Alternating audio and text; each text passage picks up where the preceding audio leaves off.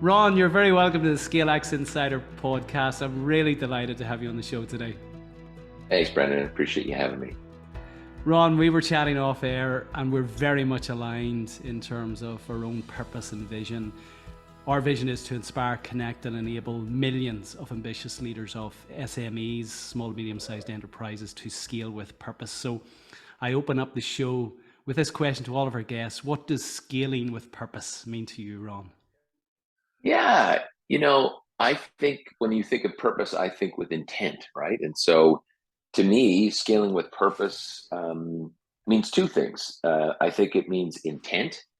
What are you intending to do so you can put some energy behind that? And I also believe that scaling with purpose is having a company that has a purpose to it that allows people to get behind something. So I think of my company Vita. It's revolutionize affordable communities. That's our purpose. That's a pretty impactful statement that is used as a catalyst to get people excited about what we do. And so we're able to not just scaling is one thing, but scaling with purpose is I connect these two things. I think if you're trying to scale without a strong purpose, you might fall a little bit short.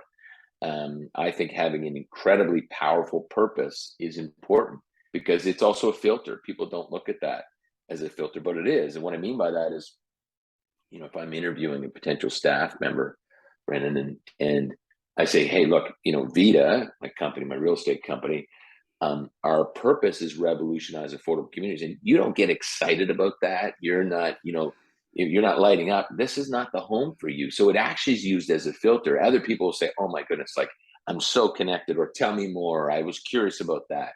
And so I think it's a critical part of the scaling process. I think those, and I haven't studied the data, you're probably closer to this, those that have purpose scale faster than those that don't. And one more comment on that, I feel like I'm probably an example of that, because my last company, my security business, I had for 16 years, and I didn't bake in a purpose until year 11, and then we started to scale. I didn't start my second business, I call this chapter 2. I didn't start it until the purpose was baked in, and we've scaled. We've scaled from 5 million of assets, 4 years ago to just under 300 million. So it's been phenomenal growth, and I think that purpose has helped us in all kinds of different ways to do that. Long-winded answer. No, it's a brilliant answer, and we're going to get into that. And I'll not get into the stats, but we cite 10 timeless principles of scaling taken from research, interviews that I conducted with people across the world, and certainly research conducted by the Scale Up Institute, and purpose and vision, certainly from my own experience, which is the second principle of our ScaleX framework, is a critical principle, a critical component of successful scaling. And we're going to get into that a little bit more today. You mentioned you're in your second chapter, which is Vita. You have an incredible background. So for the listeners who aren't aware of your backstory, Ron, can you give the story of the first chapter? Yeah. Yeah.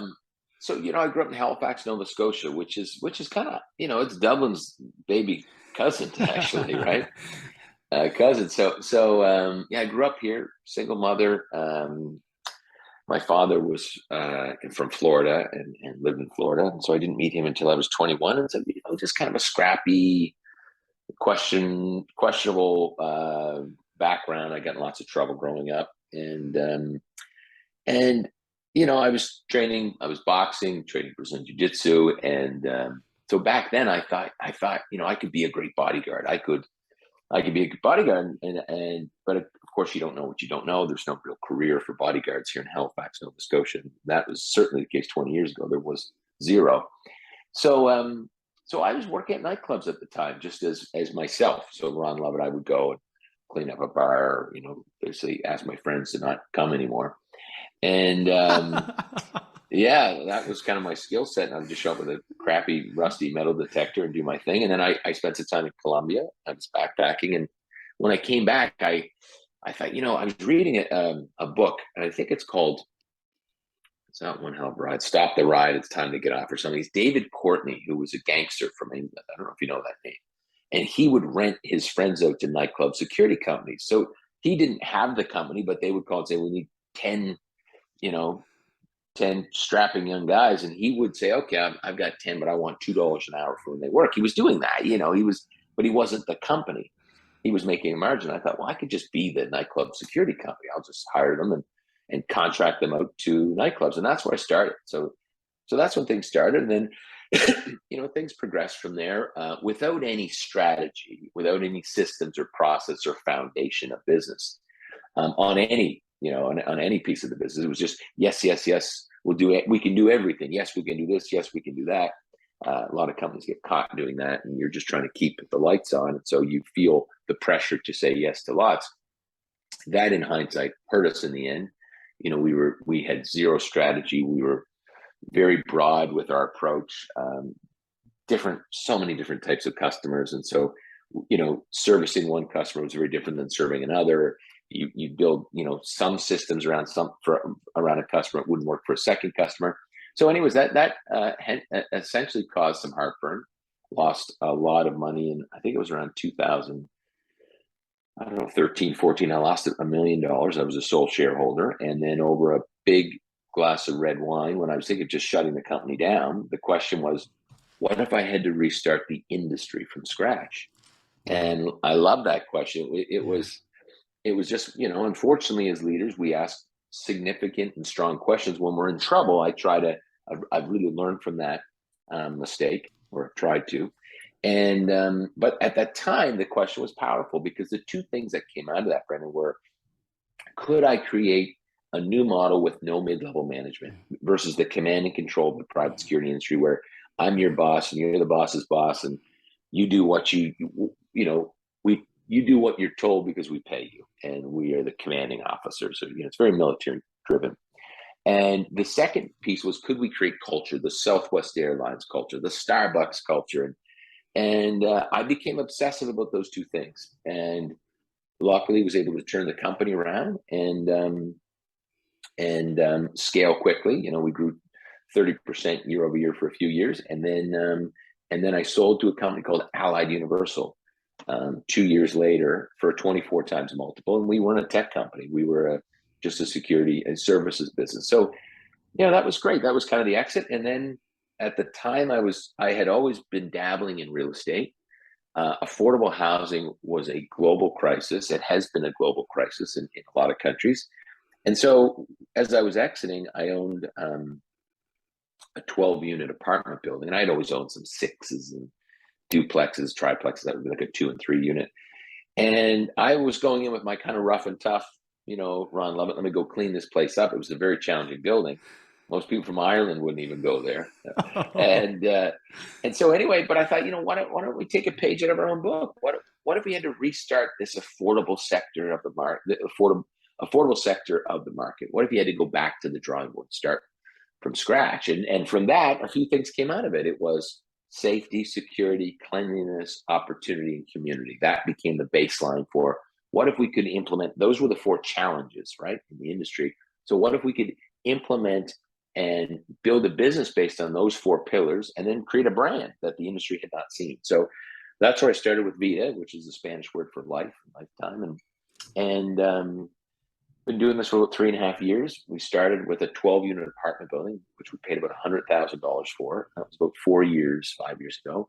And we now have 300, just under 300 million of assets. We're about 25 million in revenue. So scaling very fast. And it's purpose-built, purposeful scaling, I'll call it.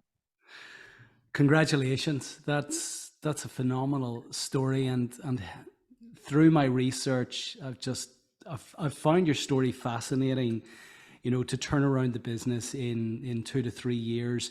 There's a couple of things that you've said there, and I just want to allude to. Pre-2016, I've characterized that stereotype of the SME leader who doesn't scale as dead man walking. They're reacting to things on a daily basis, and essentially they're thickening the bars that's entrapping them within their business, because they expect things to change by continuing to do more of the same every day. And you had a traumatic moment which could have went either way. Either you liquidated the business, walked away, or actually you decided to ask yourself some fundamental questions about how to change things, fundamentally change, which has undoubtedly been the backdrop to your wonderful book, Scaling Culture. So congrats on that. What would you say for anyone who, I mean, this is a big book, 400 pages, and it's so instructional. Yes. It's full of tips, and it's immersive in terms of gets you involved. What would you say fundamentally are the tenets of the book for those listeners who want to change? And let me be clear on the book. So I've got the first book here, right? Outrageous Empowerment. This is the fun read. This is the one that you'd actually break out the popcorn. It's sitting with me in the living room. And the reason that was to tell the story for people who, I would say, if you're kind of on the fence about whether you think culture adds value to your business or can add value, read Outrageous Empowerment. It's just a great story, and you'll be a believer when you finish that. And then the second book is not really a read from start to finish. It's very thick. I mean, that is not my style, but it's probably 30% stories, but 70% content, and it's a choose your own adventure. It really is. What is the heartburn that I'm having right now, and what chapter should I go to? Because it's so much content. You want to really take the highlighter, implement something, go back and redefine, make sure you're getting it right, and then go back to the book. And so, it's funny when I talk to people that say, "Yeah, I read your book," I'm like, "What? You read the whole book?" They're like, "Yeah." I'm like, "Wow." I don't even know if I could never read a 400-page book. So anyway, so that's the intent behind the book. And sorry, your question was, what were the key?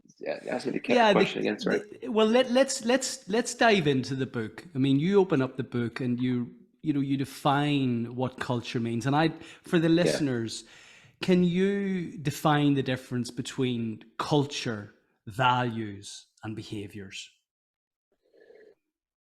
Can I define the difference between culture, values, and behaviors? So yeah, I mean, I think that the behaviors, let me go the other way. The values crystallize your behaviors, which then drive the culture. These are really aligned, right? And so you create your core values, which are really the behaviors that you believe would allow this team to be successful together. And that then creates the culture. That's my belief, right? And so, I mean, I kind of look at culture, if I think about it from a very simple form, I go back to sports, and just because it becomes easier for me. And I look at sports and you say, look, the teams that recruit the best players and get out these incredible players playing well cohesively together win the game. And business, to me, I believe it's the same way. You want to recruit the best talent and get them working collaboratively and cohesively together, and you win the game of business. So that sounds simple, but then it's very complex because there's a lot of behaviors, a lot of emotions. And so, it's interesting when I talk, there's a 4 segments. I think there's 4 categories of folks when it comes to this culture journey, right? And you have category number 1, which is, I just don't believe it. It's all smoke and mirrors. It's all unicorns and fairies. It's BS. We pay people, and that's how this should be. You pay someone to do a job. Well, those folks are having a hard time right now. Yeah. The Great Resignation, the company with that belief system are having a very hard time. It's a look in the mirror moment. And then you have this second category, which believe in it. They've maybe listened to your podcast, maybe they've read a book on culture, they've seen it, they believe, but they don't know where to start because it's very challenging. It's this behemoth of how do I start? I've already been in business for 5, 10, 15, 20 years. And so there's that. There's the next category of, which isn't far up, but someone who said, look, I hired a consultant. We've done an exercise. We have our values. We've created our core values based on potentially behaviors that we think are going to add value, but we don't live them. They just sit on the wall, right? And then there's the last category, which are those that are just trying to up their game. They're trying to upskill, update their values all the time, like their business, like their systems and processes, and they are trying to stay ahead. And those companies, in a nutshell, do a few things. They screen for values. So that means that if one of your cultural values, job aside, performance aside, but cultural values was innovation, right? It's very important. You're a tech company, innovation's at your core. Then you're screening people for curiosity, because that drives innovation. You can't be innovative. It's very difficult if you're not curious, right? So I'm jumping around a little bit, but you screen for your values and the attributes with which drive those values, those behaviors. Then you onboard with that, and then you coach when people are misaligned. You coach privately, and then you celebrate publicly when people are aligned or do things that display your values. You celebrate publicly, but if someone's misaligned, then you coach privately. That's actually it. It's screen for, onboard, celebrate, and coach. And if you do that, actually, you're in pretty good shape. Like, if I break it down to that level, what are your thoughts on that? I love that. I really love that, and it gives the listeners great clarity. Screen, on board, celebrate, and coach, and we'll come to coaching because you devote an entire chapter to coaching. Yes. In the book, and this is so critically important and comes up as a theme time and time again with my podcast guests. Let's go back to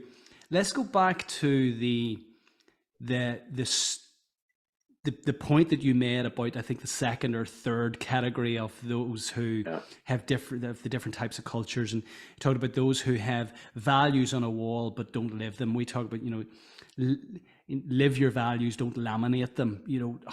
So practically, for those listening today who are potentially guilty of that they've got the nice website, the values are listed, but in reality they're not sure whether the values are ever called out in relation to alignment or misalignment or non-adherence. Mm-hmm. So let's start with those people. How do they practically go into their businesses today and begin to live out their values, to start implementing and behaving in accordance with the culture that they want to see? Well, there's two things. So you have the ad hoc, right? Ad hoc is I'll call it more reactive. And the two things I talk about are more ad hoc. There's not a cadence of celebrating because you're waiting for something to happen. So I've seen you do something that was very innovative, and I said, well, today I got to tell you, Brendan did this thing. It was completely innovative. That so aligns with our values. Great work, Brendan. And I'm so excited that you did that. And I wanted to call that out publicly and celebrate. And I'd love to see more of that behavior. So that's ad hoc. And there's the ad hoc coaching. Part of our value system is taking responsibility and owning it every time. And maybe you have a meeting yesterday and you threw a coworker under the bus, and I sit with you privately. I said, man, this isn't about, the neat thing is once your values are baked, the conversation, I know we're going to talk about coaching, but it goes from, I didn't like what you did yesterday. I didn't like that behavior, to, hey, let's look at the walls.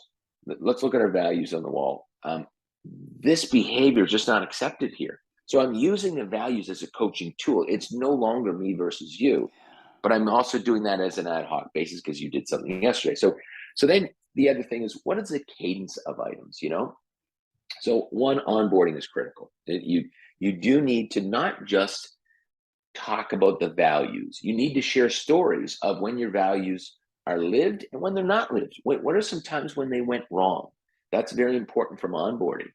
And then more importantly, in some cases, is how does the employee that's being onboarded, how do they participate in your values? How do they live your values? Stories help with that, but really speaking to them to say, here's how you can live these values, and here's what our vision of that looks like. So bring that helps bring it to life.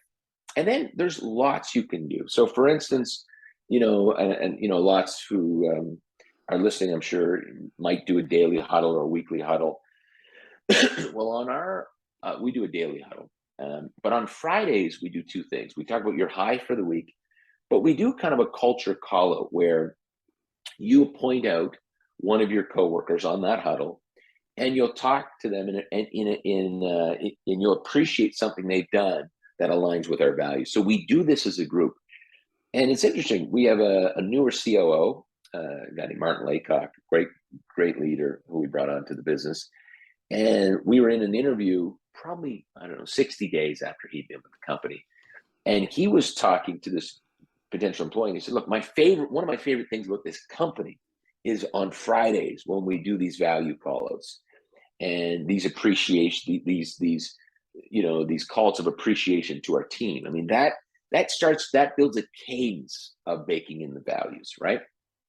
So those are a few things that can be done. I love handwritten notes. So handwritten cards to people who have lived out the values. I love to do that.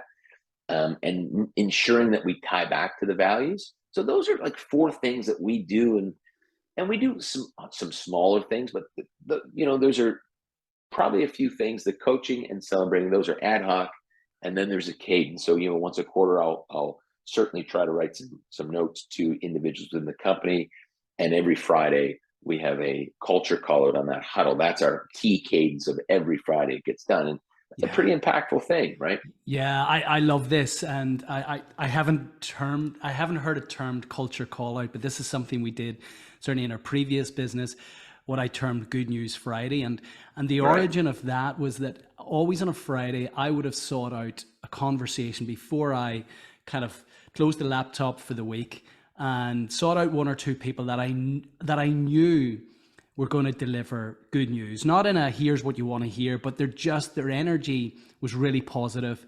They espoused the values that we had, and I knew that having a conversation with them would leave me feeling really good going into the weekend. Right. Now, I took that and said, well, if I feel like that, why can't we have everyone, hundreds of people within the business across the globe feeling like that on a Friday? And that was the backdrop to Good News Friday, which actually called out the alignment to our values and also any good news in relation to the strategic pillars. So I love that. And what we do in our current business is wins of the week. Give us 3 wins and then 1 learning point as well. Something you learned this week that maybe didn't go the way you thought it went, but you've learned from it. So I love that. We're absolutely aligned. Culture call out. That's a new one on me, Ron. Brilliant. So and there's lots in the chapter too. We have a dedicated, I don't know if it's a full chapter, half chapter, but lots of tools in there that can be used. Yeah, let me pick up something that you reference in there is gamifying values. Yeah. Can you share with our listeners what you mean by gamifying values? Yeah, well, the first time we did this, I had the security company and the physical guarding company. And what we did is we gamified in a contest. We used to call, I got that from Byrne and we called it theme. Now we've just stopped using the word theme, because not everybody understands that. So we gamified, we call it a contest. So we dropped the word theme. Anyhow, they are the same thing, essentially. It's just a change of language. So the first time we gamified it, we basically said, look, every 2 weeks we pushed out one of our values. And if you took a photo of yourself or with holding up one of our values, or if you wrote it out, you'd get a ballot. If you took a photo with a coworker, you'd get a second ballot. With more team members, you get a third ballot. We really gamified that. And then we had some I think back then it was like the iPhone 1 or 2. I don't even know what it was, iPhone 3. So it was, let's draw every 2 weeks for some cash prizes. And then we had these, if we hit our collective goal from a gamification standpoint, because we're in this together, of 300 ballots, then we drew for some very significant prizes. So we gamify everything that we're trying to push out, because otherwise, the old version was, okay, everybody, this is what we're going to do. It's command and control. Everyone needs to take a picture of a value and send it in by Friday, no later than Friday. But okay, like, what's in it for me, right? And so the gamification allows people to have some fun. There's some stories, there's connections that are created. We need to move away from command and control and just pushing down a set of orders through an organization because we think something's important at the C-suite. And so gamification allows things to have a life of their own, create their own stories. People have fun during this process. And so we find it very helpful. We've in our new business, Vita, we've taken it to a new level because, the question for me, I've only seen these type of things done with employees, but I thought, why can't we do it with customers? So we do community contests all the time now obviously business have contests with customers, but we really use it to drive things in our business, and we push it out to the customer. So it's I love gamification. I think it's a huge tool that is underutilized. Yeah, and I think, as I speak to you, I have a vision of Patrick Swayze in Roadhouse. This was the environment that you came from. I mean, anybody listening needs to understand, you're not coming from a corporate background and, No. has gone through their MBA and, this is what you're supposed to do. You were in significant trouble, $1 million loss, facing the decision whether to close this down, do something else, or really fundamentally change. At what point, Ron, because we were talking about a 24-month kind of turnaround, at Yeah. what point in that turnaround did you have this quiet moment to yourself going, this is starting to work. This is, we're Yeah. really making traction here. Was there that kind of penny dropping moment for you? Well, in the book, I give lots of stories because it was these, there were so many moments where you'd question everything, say this isn't working, but you needed these wins. You needed a hurdle to jump over, right? If Yes. you were running a race. And so, I talk about this in my book. I believe maybe both books. I can't remember. But there was a security guard that couldn't make a shift. Okay, here in Nova Scotia, they weren't able to make a shift, and we, our operations person sent a note out and said, "Hey, can anybody pick up the shift?" And this individual named Paul Crawford, he put his hand up and said, "Look, today's my birthday, but I'm going to take this shift." And I was so the operations person said, "Ron, this guy Paul's going to do it. It's his birthday, but he's going to do it." And I thought, man, these people don't get much time off. So I sent him a note. I said, "Paul, thank you so much for stepping up on your birthday to take this shift." And he wrote back to me, "No problem. This is my company, my family." And I was like, oh my God. Like, it was these moments that you say, wow, this is working. He just called my company, his company, and our collective group of employees, his family. Wow. And so there were those types of moments. And I always talk about this Ashwani story, which is famous, right? Which was very quickly, Ashwani was a security guard that worked for at 15 years for a big trucking company in Toronto. He worked there.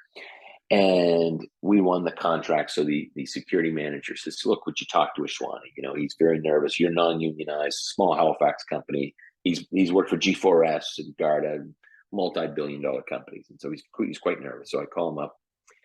And Ashwani is nervous, to talk to me on the phone. He'd never talked to a senior leader, let alone a CEO or founder. So he says, "Sir, congratulations on the contract." And I said, "No, thanks, Ashwani." He said, "But I'm curious, what kind of vehicle are you going to buy?" And I said, "Well, it's a good question. I don't know. What do you think we should buy?" And I said, and he says right away, he said, "Well, Ron, we need something 4-wheel drive and room in the back." And he talks about all the attributes of the vehicle. And I basically said, "Look, if you can find us a good vehicle for a great price, we'll pay a $300 bonus." Now, he hadn't even been an employee yet. And right away, that unleashed him. He was just like, "What?" He's like, and the subtitle of this book is "Giving Employees the Incredible Story of Giving Employees Their Brains Back." This was a give brain. Ashwani had a brain, but the industry took it from him. Yeah. So he was just like, "I'll get you a vehicle," blah, blah. He was wild. Anyways, he found a great vehicle. As the story goes, he two other parts. This, my controller was upset that I had this conversation. And I basically said to the guy, "Look, if you think behind your desk in Halifax, you're going to find a cheaper, better car in Toronto, which is a 21-hour drive, 2-hour flight from where we are, versus a Ashwani who's going to haggle with every salesperson. He's out for blood. Then you're out to lunch and I'll pay you the bonus." Off we went, and Ashwani found a better car for cheaper. And I fired the controller. It's a waste of time, right? Joking. But that kept going, because what happened was, the question was, what was going to be the long-term impact? So, okay, fine, he bought the car, but so he had a sense of pride for sure. He was proud that he was involved in just something over and above writing a security report. But then, as the story goes, 6 months later, I meet Ashwani. He needs to meet in Toronto, and he asked me for a coffee, and I go to a coffee shop, and he opens his laptop and he presents to me a 10-page PowerPoint presentation on how my company Social Security is going to expand to his native company of India. Now, he was making $13 an hour. I could not have our director of sales, chief operating officer, think that strategically about our company. And that story is the power of a passionate stakeholder. When you convert someone from disgruntled or employee to passionate stakeholder, my company, my family, they don't have to be a shareholder. And the old myth was no one thinks like that unless they're a shareholder. That is not true. I'm living proof of that. When someone converts to a passionate stakeholder, what they provide, the value they bring to your company is 10x. It's 50x. I love that. I love that. And it's a lovely segue into the power of coaching. You talk about, giving people their brain back. And I've interviewed so many people at this stage, and we've, ultimately the theme that comes out is that the greatest waste, when we think about purpose, the greatest waste that we see is the waste of unrealized potential within our team members. And what you've just described, in your language, giving people their brain back, is really allowing people to unlock and realize their full potential. And coaching is a means to do this. Why have you devoted so much of the book, Ron, to coaching? What has been your experience of the power of coaching? I think coaching, and it's interesting because, as I said in the beginning of that chapter, which is, I had an aha moment, right? When I started chapter 6 on coaching, let's just make sure I knew what chapter this was. I had read, and I really, Greg Thompson, who I've had on the podcast, he wrote The Master Coach. I read that book, and it kind of blew me away because I always thought I was a good coach. I actually did. I was like, I'm a great coach. I can coach. But after reading Greg's book, which I really encourage people to read, and I talk about it so much in my book, I really paid homage to it because I learned so much from it. The Master Coach, which I don't even know how I came across this book, by the way. It's an older book, but it's fantastic. Anyhow, my aha moment was I wasn't a good coach. I was a motivator. I was a supporter. I can lift people up, but what I'll call deep coaching was not my skill set. I would question whether it is today anyways. I understand it. I'm more thoughtful about it. I try my best to do it. But deep coaching, because there's surface coaching, quick coaching, then what I like to call deep coaching. But I had that realization, and I had kind of argued with my assistant at times. You're a great coach. I said, no, I'm not. I'm not a great coach. That's a very special, deep coaching is a very special skill set. And, so much so that in our business today, we third party the deep coaching. I do, and we certainly provide, I shouldn't call it surface level, but I'll call it, quick coaching. And I'd like to talk about that. But deep coaching is really getting someone to come to their own conclusion. And that takes time, with a lot of patience and a lot of questions. Yeah. And so typically someone with zero agenda except for to help you, not your boss. There's a lot of complexity and conflicts within the work environment. So I third party it. We provide deep coaching sessions to everyone in the organization. We provide for a year, and then they can top it up at a discount. And we use an individual locally here. She's fantastic. I mean, we think that allows people to really be thoughtful and say, I've got this stuck point, and it's very therapeutic, as you would know. And then, the quick coaching is interesting because I talk about this in the book. There's two forms, right? There's, I've noticed something and I want to talk to you about it. And I would say back of a napkin, Brendan, that's 80%. I've noticed something as a leader. I want to talk to you about it. 20% is incoming. Hey, Ron, I have this issue. I'm stuck and I want to talk to you about it. And by the way, if someone's not comfortable, if they're not vulnerable, if they don't trust me enough, that's not going to happen. Yeah. So most of it from a leadership perspective is outgoing, right? Outgoing. I noticed something and I want to talk to you about it. And at a high level, what I find very helpful is two things before the coaching begins. Okay. And those two things are, I need to present it in a way that you feel it's going to help you. So I would say, Brenda, I have some feedback that I think would be very helpful to you in your success in the company. So if I do that, if you know that this is, look, I need to talk about what you did yesterday. Those are I want to talk about the same thing, by the way, but the approach is very different. And if you noticed, I'm also working in permission. Most people won't say no, but let me replay that. So Brenda, I have some feedback for you. If you're open to it, i.e. I need permission to do this, that I think would be very helpful to you and your career path here at Vita. Are you open to that? And I'll even re-ask, would you be open to me providing some feedback? So I've asked for permission because you really don't want to just walk in and say, hey, sit down. I want to tell you about something that I saw yesterday. I mean, right away, I'm very defensive. So making sure that it's presented in a way that lifts up your coworker, and you are asking for permission in the process. So those two things really give you the green light to start coaching. And then, as my coach taught me, the three things that I really do getting into these types of coaching situations, and one, well, it's all critical, but one to me has been very helpful. So I don't go into any of these situations without three things. One, what is the intent? And the intent has to be for your benefit, not mine or the company's. Two, what is the outcome of the conversation? What are we agreeing to? This is the coaching meat.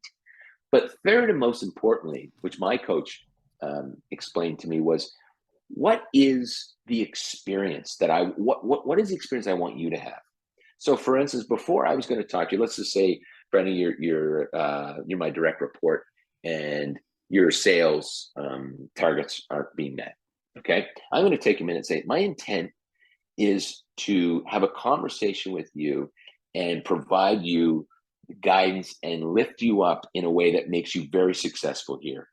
And so I'm going to start the conversation with my intent, and then the outcomes are, more follow-up calls with your customers and fill out your CRM. But the experience is very important because I am a pound the table, fast talking ADHD entrepreneur, but I want you to experience me as someone who is thoughtful, compassionate, empathetic, supportive. So I write these things down. So then my conversation is very different. I start and I say, look, I've got some feedback for you that I think would be helpful. And my intent, Brendan, is that I make you the best salesperson that you can be, actually better than I've ever been. I consider myself pretty good. I want to give you the tools so you can be the best salesperson that you can be and better than I am. That gives me a green light to go with my outcomes. Now you're like, wow, you really are trying to help me. You're not just trying to, this isn't the stick or the carrot. This is really, the intent is to help me. So I open my heart, open my ears typically in these conversations. And then I talk about the outcomes and get some commitments. But I'm staying on track with being a great listener, giving you space, keeping my energy, my foot off the gas as far as my energy levels. So that's great. And then that blew up on me too, because I learned from there. There was two other things that were missing from that process. One is to take my own temperature, because maybe you pissed me off so bad yesterday that I'm just not there energy wise. I need to be able to, I know this sounds maybe fluffy, but I have to be able to care/love you to have this conversation. It's got to be a caring, loving conversation. The other side of that is, and I here's where it blew up on me. I did this with an individual that doesn't work for a company anymore. I go through the play and it just doesn't work. It blows up in my face.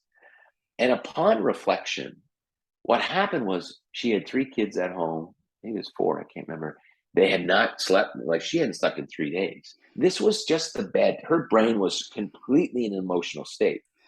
She wasn't there. She was not, ready to have the conversation. So what I do now, I check my own temperature. That's a look in the mirror moment, but I check yours too. So in advance, I say, look, Brent, I would like to have a conversation with you that I think it would be very helpful if you're open to it. But I want to make sure, are you in a good headspace for that? How you feeling?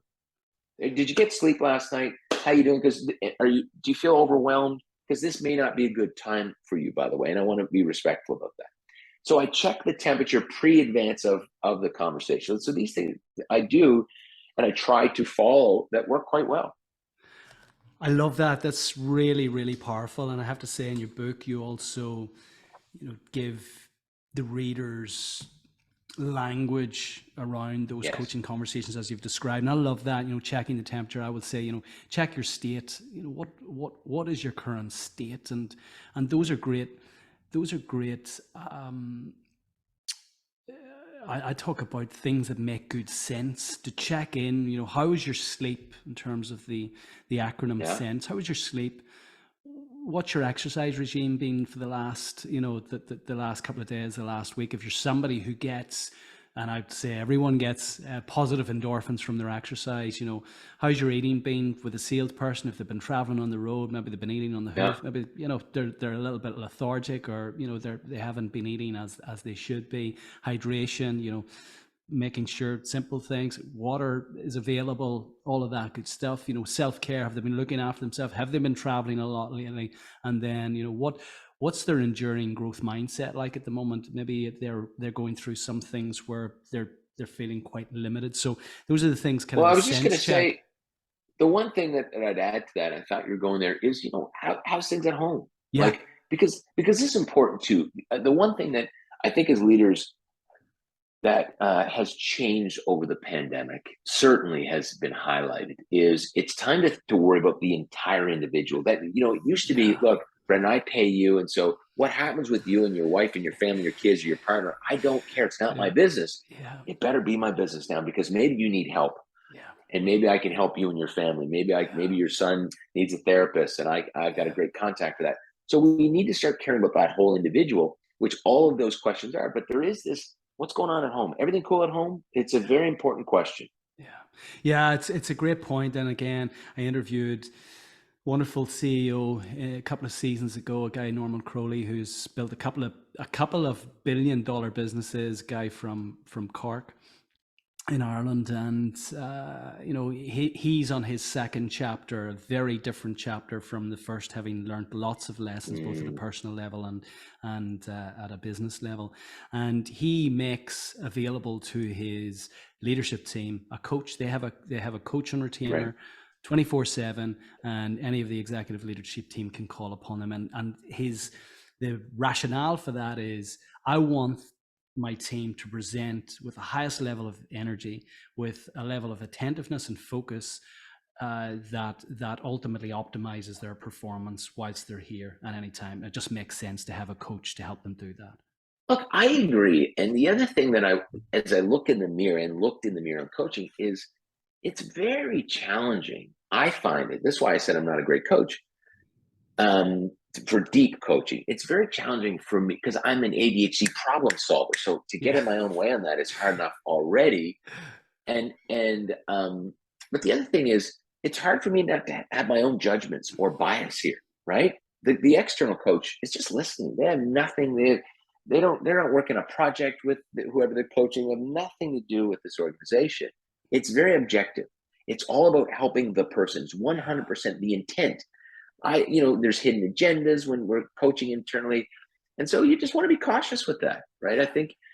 And the other one that we talked about, we glazed over quickly, but is that 20% of income, because we jump as leaders to problem solving. But what's been helpful, and I talk about it in the book, is this hesitation. So you come to me and say, look, Ron, I want to talk about something. So what I find helpful, and I believe I picked it up from Greg's book as well, or maybe it's from my coach, I can't remember, but is this, okay, Brendan, before we start, can I ask you a few questions? Because I want to ensure that this is going to be very helpful to you. So do you want me to just listen? Do you want me to share my own experience around this? And something that I've done that was helpful in this type of situation? Do you want me to really coach you through it and ask you some tough questions and walk you through something? Or do you want me to just give you my objective opinion? You want me to just kind of say, look, what are you seeing here? What of those four things would be helpful? Because I want to ensure that you get a lot of value from this. So very tough to do, but that pause and asking someone which lane they would like to go down is Yeah. quite helpful as leaders that have incoming questions for coaching situations, right? Yeah, I think those are great. And I know you have three children and a very newborn, and we'll get into that in a moment. And I find those questions, I have three teenagers now, those Mm, questions even more important as a parent. Sometimes we want to jump in with the right. answer, and often your teenage kid just wants to vent and just wants a safe place to vent. Hmm. So it's just asking that question: do you want me just to listen? and That's just right. to be there, not to provide Yep. any answers, because we're, as leaders and as parents, I feel we're always quick to provide. We want the solution and move on really quickly. So I Mm, love that, and coming back to parenting, and this also feeds into your scaling success and the efficacy of your approach. We were speaking off air. You're just coming to the end of 5 months paternity, and you shared yes. with me off air that in that 5 months the company has scaled significantly. Team are performing really well. Yep. Can you share with the listeners, Ron, why you believe that is the case? What has fundamentally changed Mm. from you setting up Vita versus Source Security to allow you to Yeah. I take mean, 5 months? I think that the things, and I alluded to this earlier, but building our values, building our purpose, our mission, our behavior before opening the doors gives me Yeah. such a competitive advantage. And so I feel bad for those who are like, oh man, I'm 20 years in, I haven't done that. I was 11 or 12 and I hadn't done it either. It was a lot of work to unwind, maybe not unwind, but to add these things that Yes. maybe the people that have been around for 10 years, don't align with. And so that's very challenging, but it's worth it. And I am Yeah. proof of that. So much easier to start and build those foundation blocks. I mean, before you went to the bank or created a logo, we did these things, Yes. and so Yes. which I wouldn't have done before. And so that's been incredibly, incredibly powerful and helped us screen for, onboard, and coach and celebrate our team today. Um, I would say, and the other thing that I've done differently from chapter one is we built performance into our values. So we built behaviors around performance. I had not seen that done before, but I don't do the quarterly reviews, 6-month, year reviews. We go back to our values, because if you think about that, let's walk that through. So you join as a salesperson, and your position outcome or your job description says you need to hit $1 million in sales by the quarter. I'm not suggesting people don't do that, but I bake language into our values that says we exceed our targets and are on time when we deliver results. So I use it in our values under team driven. There's language under team driven, which are second value, around that. And so then I can go back to our values. So we bake performance into our values. We want this to be a high performing organization where other high performers want to play. And so that has been that's been absolutely a piece of the success. And then I think where you were also going to, and we talked about this off air, was my job and how it's going to change. I'm back in 2 weeks, and one of the questions I put out to the team was, look, I've been off for 5 months, and for me personally, I know that the statement of the skills that you have today are the same skills that get in your way as you try to scale in anything. That goes for me, you, whatever. And so I'm trying to figure what those are. And so I say to our director of people and culture, go to the team, and I can have one-on-one chats with them as well, but find out where it's been helpful that I've been out of the way on. Like, where's it been incredibly helpful that I've not been around? And where have I been missed? Where is it like, it'd be really nice to have him, because that will guide me of where to continue to stay out of the way and where to double down. And of course, funny, the feedback was very clear on the things to stay away from, which was tactical meetings where there's tight agendas and tight timelines. I mean, I'm ADHD and I'm incredibly disruptive. I ask a lot of questions. I take the conversation in different directions. It's like me. It's back to being kicked out of a class in grade school, And so hey, look, it's not bad. I got kicked out of most meetings now, but that's not a bad thing. I'm happy about that. And then the team has asked that I continue to problem solve, be creative, and poke holes at the company as a whole, and continue to be strategic and build strong relationships within and outside of the business. So those are things that I'll continue to double down on. And so, full circle here, there's no way that I could have not had an incredibly powerful and aligned company culture and stepped away from a scaling business in 4 or 5 months. There's no way. I mean, this is a new business too. We've been 4 years, I guess. And so and really in the last 12 months had scaled. So I've been off of the last, in 12 months, we've done about 250 million of transactions. We've sold about 50 million, just around, actually it's been, we've sold 55 million, about 195 million of new properties. Our team has scaled from probably 7 to 25. So the last 5 months I've been gone. And so there's no way that could have happened in my past life. And there's no way without the right company culture, right people, Jim Collins, right people on the bus in the right seats, for the most part, that could have happened. And so I'm very, very thankful to the team, because this comes down to a quote, which is beautiful. And I don't know if my friend and mentor, John Rizzi, made it up or took it from someone, but it's irrelevant to me, which is the statement, which is critically important for all leaders to lean into, which is none of us, anybody listening to this podcast, any leaders, any entrepreneurs, CEOs, none of us will build great companies. We'll lead people who will build great companies. And you really have to understand that, Yeah. Yeah, I love that. And it's taken from Zig Ziglar. It's a quote we use Okay. in our own book. Actually opens up the people chapter. You don't build great companies, you build people, and people build great companies. That's So it. it's so profound, and there's so much in that. I'm conscious of your time. There's one thing I wanted to pick up on, Sure.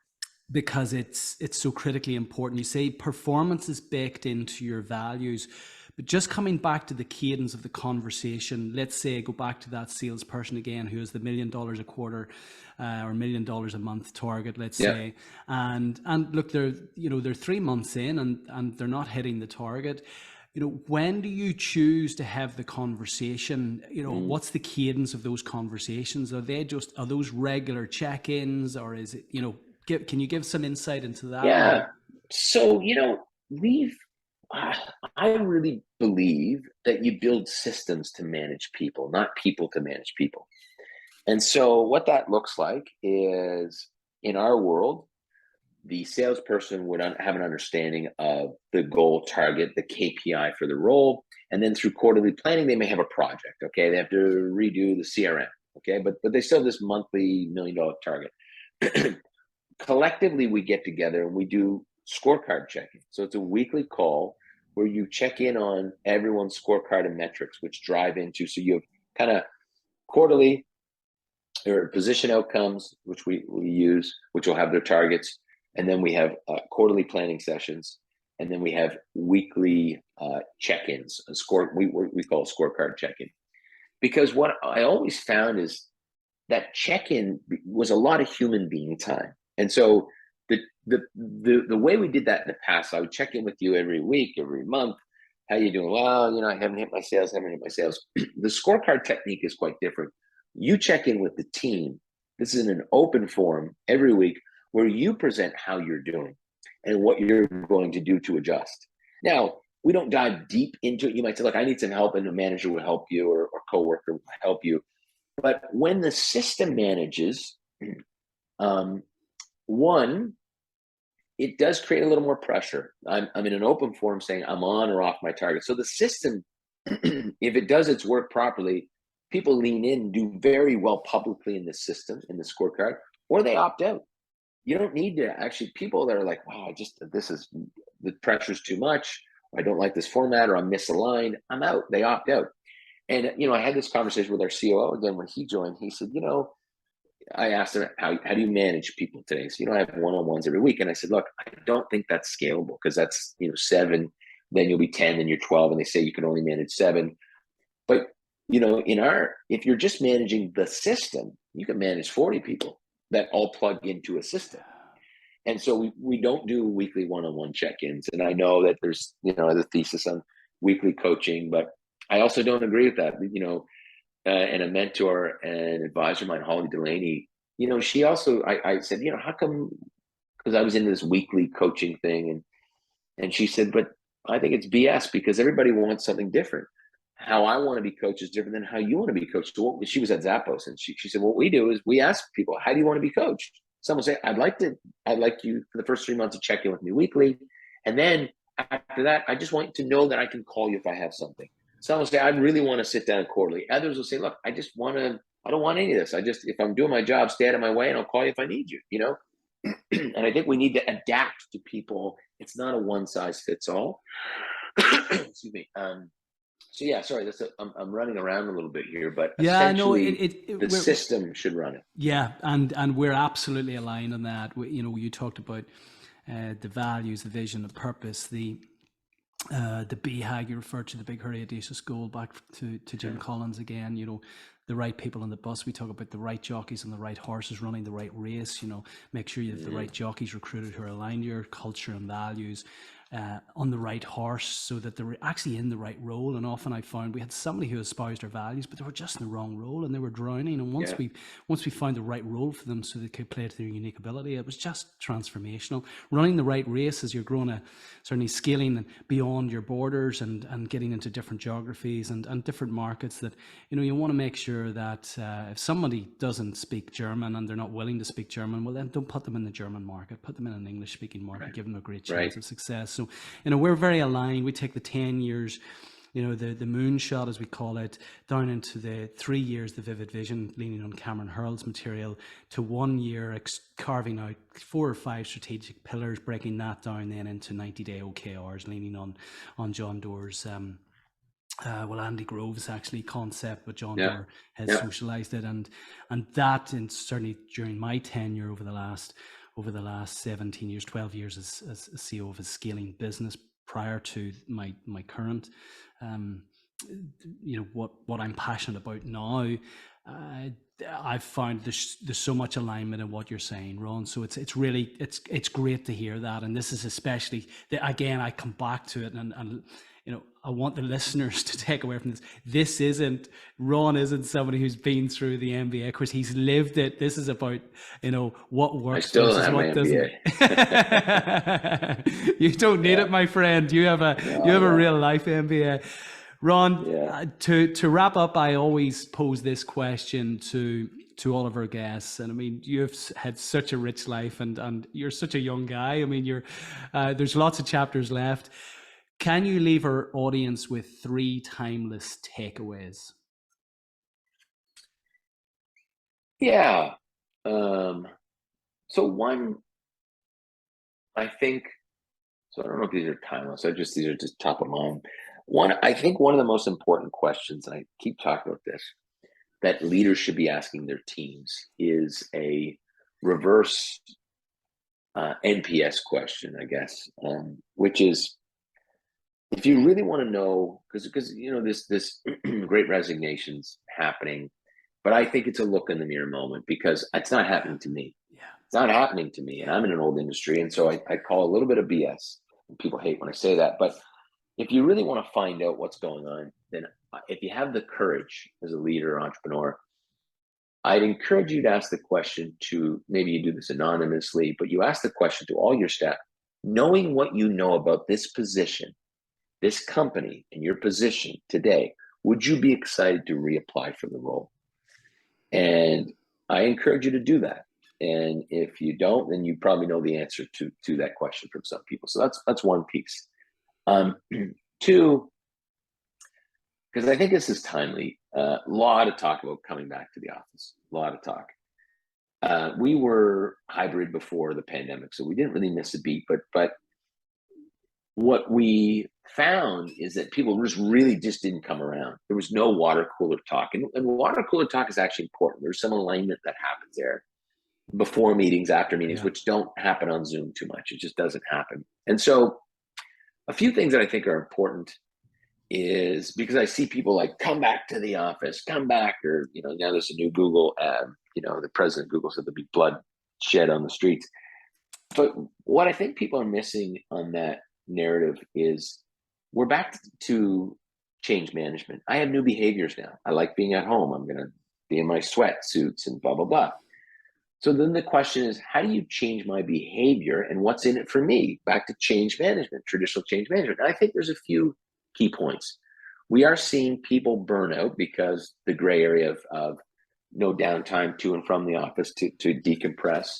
But more importantly, the lack of human connectivity, which there's energy given from that, will also cause us to burn out. if there's a lack of human energy, and that happens, you can't get that on Zoom. And then the other thing is, I think that the skill building of younger generations, maybe not the older so much, but of younger skill building of EQ, reading the room, understanding energy, building their EQ, presenting that'll hinder them later, because someone who spent time at the office or with their coworkers will build up those skills and win the long race, win that next job. And so I just think we have to be a little more thoughtful about how that's presented. And of course, the last piece is what we do is quarterly, on a quarterly planning session, every quarter now, not only do I have people read the chapter on building relationships, because we take that for granted. We think that because someone is a leader or built a company or had a job for X amount of time, that they really understand the skills of listening and building relationships. And that's why that chapter's in the book. Nothing can happen without building relationships. So we encourage people to understand that and then commit to relationship building. So every quarter, if you and I don't know each other that well, we don't really have a relationship, we'll commit to going for a walk, going for a coffee, not talking about work, but we're committing to building relationships. So we have to start building our companies around the new world. And so, I know that was maybe more than just one, but the key thing there was looking at ourselves in the mirror, really looking about what's in it for the individual from a change management perspective, and then doubling down on relationships. Now is the time to double down on relationships in the organization. That's just so profound. And again, as you're speaking, I'm thinking of the words of Margaret Heffernan, who I interviewed on the show last season, and she talks about the power of investing in social capital, which essentially she uses the metaphor of the mortar between the bricks. In order to build a robust structure, you must ensure that the mortar is applied between the bricks, and that's the social capital that you're referring to in terms of the water cooler conversations, encouraging your team to invest in those relationships to ultimately strengthen the team and ultimately the organization. Ron, those have been fantastic. The last hour 15 has absolutely flown. What's next for you? I know you're planning to go back in, albeit with a new job role. Yeah, look, I'm excited. I'm just kind of getting ready to kind of reset and go back and work with the team. Very excited with that. I've got a little bit of travel coming up, which is nice. In Toronto, I'm actually speaking at a real estate conference in September, which would be nice. I don't do a whole lot of real estate speaking. Most of it's people and culture, but Beta's kind of building a life of its own, and I get to tell that story. And then, just doing some of this stuff. And a lot of people really enjoying the book, and we have a master class that goes along with that book. It's more just videos. So that's been fun, and a lot of folks, a lot of incoming inquiries and on that. And so, it's fun because my passion is people and culture, and I just get to apply it right away. And like you, I've got my podcast, the Scale and Culture Podcast. And I've taken the summer off. I do have a guest from Tyson Foods coming up, I believe this week, but I took the summer off too. So it was kind of nice, but that's been incredible. So I'll continue to do that podcast. So anybody who's listening and wondering what happened to me, I'll be back. Brilliant. Well, look, our listeners will be very interested in that. We'll put a link to it in the show notes, Ron. And for anyone who wants to connect with you directly, Ron, where best to find out a little bit more to reach you? I think ronlovett.ca, ronlovett.ca. I think everything should be there, right? If you're trying to get in touch with me, and LinkedIn, I haven't been active on LinkedIn lately so much because I've been quiet, but I'm fairly active on LinkedIn. So please connect with me there. Well, Ron, I wish you all the very best in your current endeavors. You're doing some amazing work. Continue to scale with purpose, and I wish you all the very best with your new baby as well. It's been an absolute pleasure to speak with you today. Maybe you'll meet little Margot Ireland someday. So we'll be over to Ireland at some point. Yeah, look, thanks for having me, Brendan. Enjoyed the conversation, and thanks for the work that you do. It sounds very impactful and powerful. I'm sure lots have benefited from this podcast and the work you're doing. So thanks for that. Thank you so much, Ron.